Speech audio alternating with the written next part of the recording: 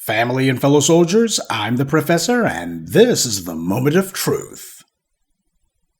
Oh, what a difference a day makes. Seems it was not so long ago that Bill the Bigot Maher was the belle of the ball, or at least he had certain elements of the left corner of the white media, particularly the celebrity jet set, who wanted to overlook all of this grimy stuff that he had been saying and doing for so long, as if it wasn't as bad as all that.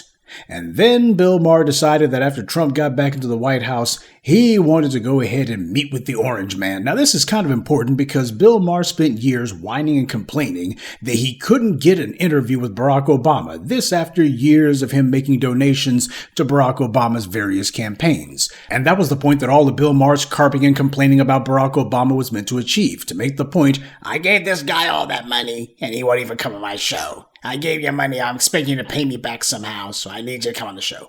I think Barack Obama eventually did, but still, that's where Bill Maher is coming from. The same thing goes for Donald Trump. As far as he's concerned, hey, even if he didn't give money to Donald Trump, he still wants to get his equity out of the game, so let me go ahead and meet with this president. Clout chasing. For Bill Maher, that's his real career. God knows it isn't comedy. This guy hasn't made anybody laugh in decades. But speaking of someone who has managed to get a chuckle or two in recent years, Larry David, who had a comedy show on HBO, this guy took it upon himself that he was going to write a piece for the New York Times, basically comparing Bill Maher's visit to Trump to visiting Hitler. Now, this quote-unquote satirical piece that Larry David wrote for the New York Times, it did not say Bill Maher meeting with Trump was the same as meeting with Hitler, but he didn't have to. The point was made.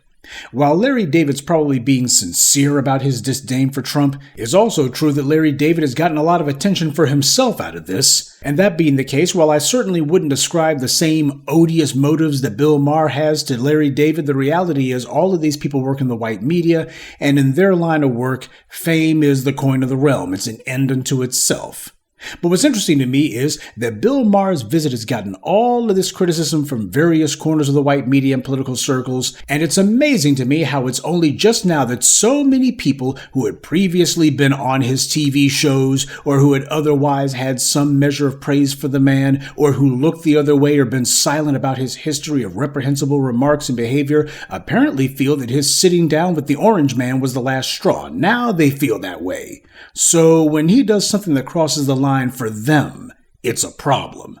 This is why I can't stand these celebrities and people who make their living being part of the cult of fame. They pretend to have a social conscience, but for them, these are just empty slogans. It's all just branding and marketing. Let these people come upon hard times or think they spy an opportunity for themselves, and they'll go ahead and change gears so fast it'll make your head spin. Rose McGowan's a good example of that.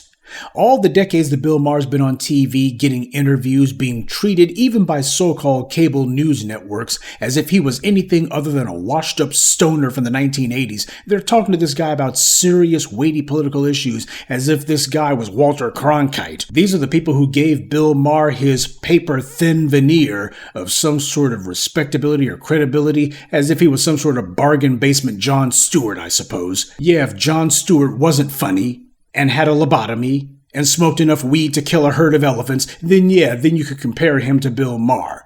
But still, this is what the world they've been doing, helping this guy to have some measure of credibility, something other than a chuckle whenever people see him on screen trying to talk as if he's going to be serious about something. But these are the same people who even now are refusing to ask, how could we have been so wrong about Bill Maher for so long? They're not asking that question. But then again, these are the same people who also spent decades overlooking Donald Trump's racism and debauchery, especially when he was hosting The Apprentice. He was just fine back then. Oh, they didn't feel the need to remind people, hey, isn't this the guy who got sued for housing discrimination in the 70s? Hey, isn't this the guy who took out an ad in the New York Times calling for the death penalty against innocent black teenagers, who, by the way, even to this day, he refuses to admit that he was wrong about? But then again, the Orange Man waddled into politics, and he began taking aim at the likes of Rosie O'Donnell and Megyn Kelly and other white media oddballs. And it was decided then and there that he had gone too far. All of a sudden, he was betraying the tribe of fame, and the same people who had been praising him for decades were now calling him the Antichrist. These are the people who are calling themselves getting up on their soapbox. These are the people who are calling themselves feigning indignation about Bill Maher's actions now.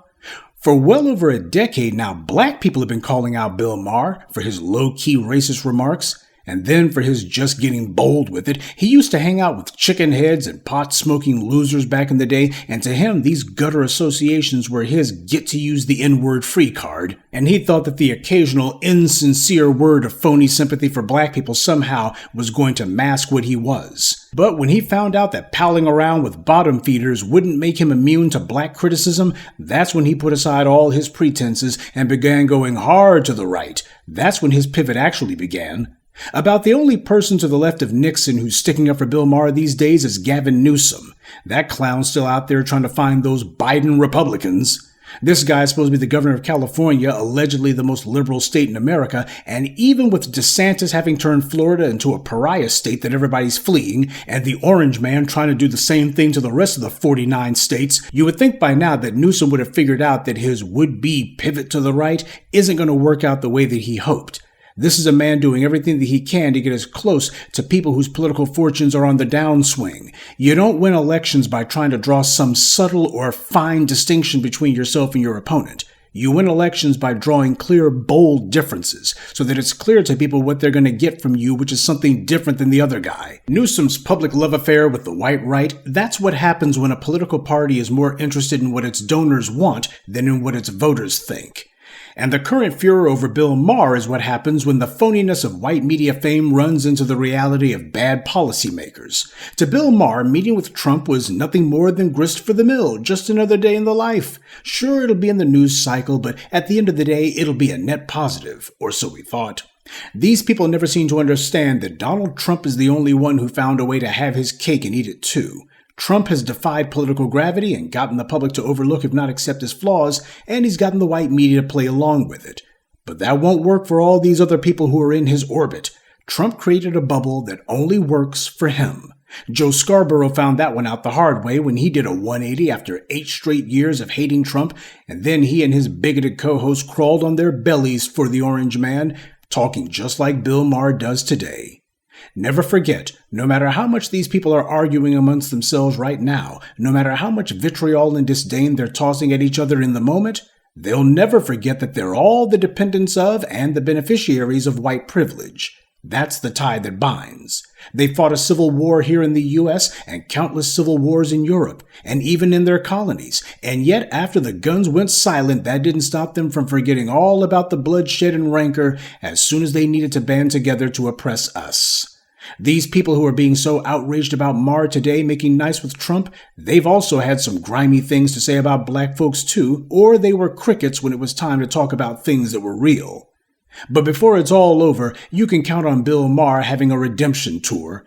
He'll give an insincere admission that he was, quote-unquote, wrong about Trump, or he had an epiphany about the orange man, and that visiting him was a mistake, and that at the end of the day he had it wrong, but you know we're all human. And guess what? The same people who are lambasting him now and raking him over the coals, even I would imagine people like Larry David, they'll be the main ones who said, well, we all make mistakes, don't you know, and Bill Maher should get a second chance. After all, it's not like he's Hitler.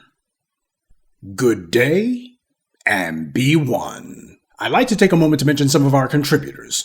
Jason Frazier, Suleiman Alaji, Kwanzaa JV, Navona Baita, and Brian Walton. Salute to them and thank you to everyone for listening, liking, and sharing this message. Black empowerment only exists because of you.